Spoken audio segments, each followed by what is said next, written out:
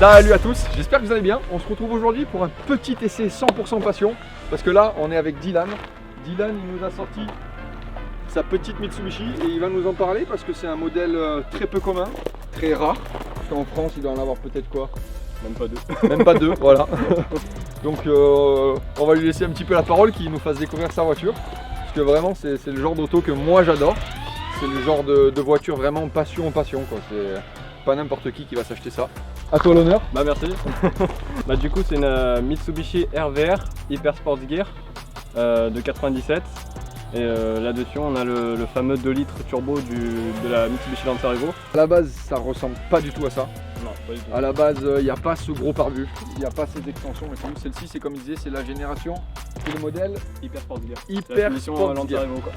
Donc c'est voilà, tout ce qui est carrosserie un petit peu rallye art dans le genre Mitsubishi. Enfin, donc, extension, pare-choc. Alors moi j'adore ces gros pare-bus comme ça avec la petite plaque de protection. La calandre est dans le pare-choc. Donc c'est une pièce, alors, regardez la taille, enfin, c'est énorme. Moi personnellement j'adore les trucs un petit peu atypiques comme ça qui sortent du lot. Donc vraiment grosse ouïe, typique du rallye, grosse extension. Regardez, il y a même des rajouts. Il y a des bas de caisse, il y a des rajouts en bas des portes. J'adore la forme et tout, c'est un petit truc tout gonflé, tout gros comme ça. Je kiffe. Du coup c'est 4 roues motrices, 2 litres, turbo. Il me disait qu'il y en a qui sont en atmosphérique mais ils sont plus montés 4x4. Donc c'est pas les Hyper Sports Gear. C'est juste les RVR classiques, donc il n'y a pas les extensions, il y a une espèce de pare-buffle un petit peu en ferraille derrière. Tout ce qui est gros sur celle-ci, c'est pas sur celle d'origine. D'origine on va dire. C'est créé pour monter dans les Alpes chinoises, donc à la base c'est un espèce de petit tout-terrain, on va dire un petit tout-terrain un peu familial. C'est un 4 portes, il y en a 2 à l'avant et une seule sur ce côté-là. C'est assez rigolo, ça change. On va aller directement à l'intérieur, mais c'est pas par ici. Parce que on est sur une voiture japonaise qui est sortie quasiment qu'au Japon, donc le volant est à droite, et donc on va passer à droite. Hop là, je m'installe au cockpit. C'est la première fois que je m'assois au volant.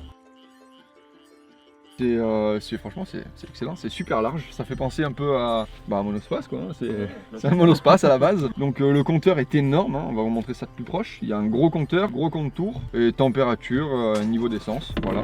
Une position qui est pas très sportive à la base j'ai envie de dire, parce que tu te sens pas dans une voiture de sport quand tu es assis dedans. On retrouve des sièges, qu'est-ce qu'ils sont beaux ces sièges, regardez ces Recaro de fou furieux. Ils sont trop beaux, j'adore. Voilà, la petite sellerie d'origine avec le motif. Ici, carrément, les petits tapis d'origine avec le petit logo vraiment bien sympa. Il a laissé ces petits tapis là pour les protéger quoi. Donc on est en boîte mécanique, frein à main, ça c'est génial. T'en sers un peu?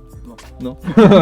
Bon, console centrale, rien de superflu. Regardez, il n'y a pas grand chose, c'est assez rustique. Ces baquets, j'adore ces baquets. Je sais pas vous ce que vous en pensez, mais je kiffe. Bon, on va passer à l'arrière. Allez. Bah non, parce qu'il n'y a pas de porte de ce côté là, donc je vais faire le tour. Voilà, bon, une seule porte coulissante. Comme tout à l'heure on dit comment ça s'ouvre, il a dit comme un partenaire. C'est un sorte de petit partenaire. Alors il y a un truc qui est assez rigolo. Bah déjà pour rentrer dedans, c'est génial. Franchement, oh il y a une place à l'arrière mec. C'est abusé. Du coup, ici à l'arrière, il n'y a rien au milieu. C'est étonnant pour une 4 roues motrices qui n'y ait pas de passage de puits de boîte là. Donc on sait qu'on est haut par rapport à la route. Il y a un accoudoir énorme ici, c'est génial. Ça fait 2 petits sièges à l'arrière un peu cool. Il y a une particularité, c'est assez rigolo. Je vais vous montrer ça. Il va vous montrer ça du coup, regardez ça. Voilà.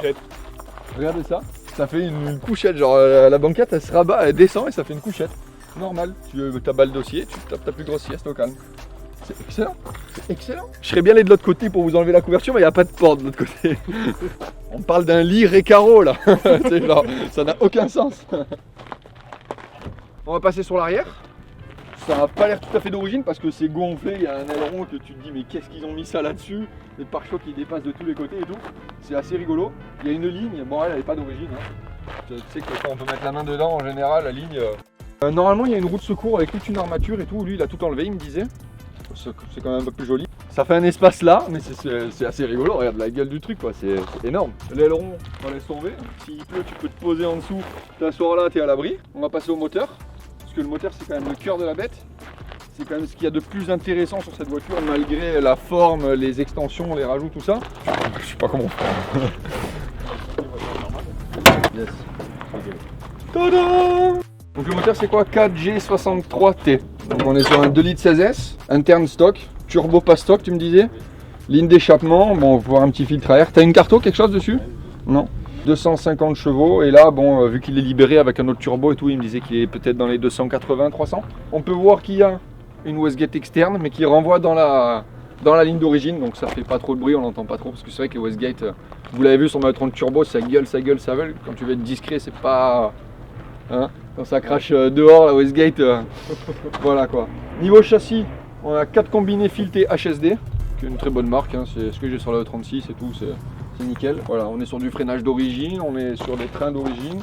Voilà, juste 4 amortisseurs, histoire de le coller un peu au pavé, 4 jantes, et sinon c'est une auto quasiment d'origine. Mais il fallait que je vous la montre, regardez ça. On n'en voit pas toujours de ça. Bon, on va passer directement à l'essai de cette petite bête, parce que c'est ce qui nous intéresse le plus, c'est le comportement routier de cette, je sais même pas comment dire, Lancer, break, 4x4, multivan coupé, décalé Guada, je sais pas. Mais allez, on va démarrer ça, on va vous faire écouter parce que ça chante bien, et on va aller rouler parce que ça roule bien aussi.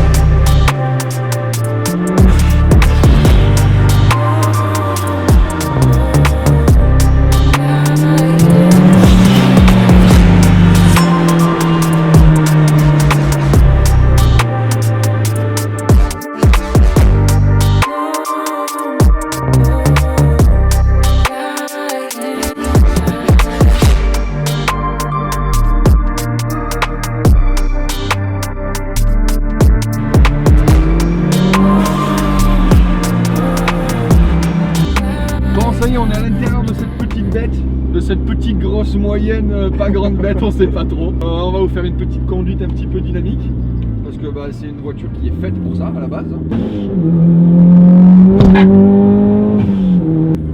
On parle de l'essence pure du WRC, de la Lancer, coule dans cette voiture quand on y est quoi. Écoutez ce petit son. Hein. Pas de sensation de vitesse. Ouais, comme il me disait, en fait, vu qu'on est assis très haut, que le plancher est très haut, tu ressens pas énormément la route, t'es pas arrivé au sol, donc c'est une sensation assez surprenante. Malgré que ça hurle, que ça chante, que ça tracte, que tout ce que tu veux, on est quand même assis confortablement et haut, donc on sent pas l'ADN sportif vraiment de dedans quoi. Mais là, dès qu'on appuie,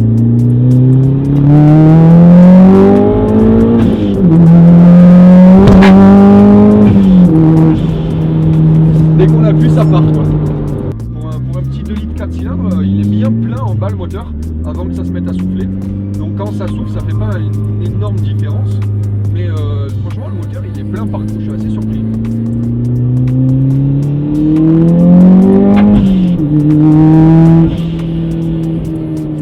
Oh putain, vous voyez là.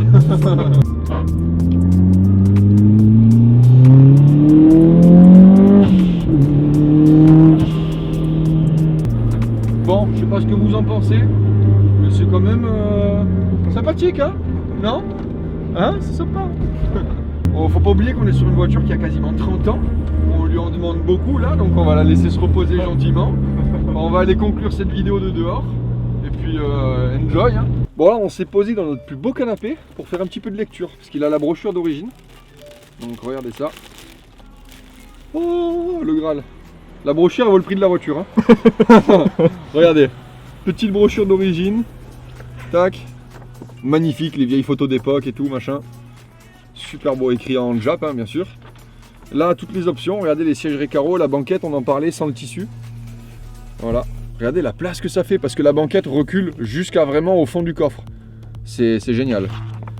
Donc là, c'est tout ce qui est... Ça, c'est les options. Au modèle, les options qui vont avec le modèle sportif, quoi. Et là, regardez, j'adore. Les vieilles brochures comme ça, c'est vraiment stylé. Enfin voilà, petite parenthèse éducation. Bon voilà, on vient de sortir de l'encre de ce petit démon, van, pas van, voiture de rallye, on sait pas. Franchement, je suis super content de cette voiture. Hein. Ça marche fort, ça hurle, ça crie, ça tient le pavé.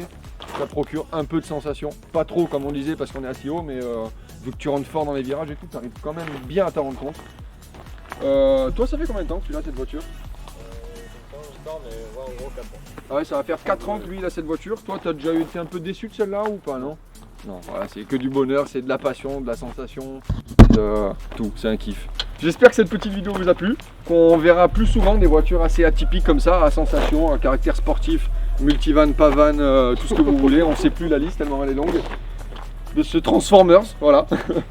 Donc j'espère que ça vous a plu, mettez un petit pouce, un commentaire, abonne-toi si tu veux en voir d'autres et à la prochaine.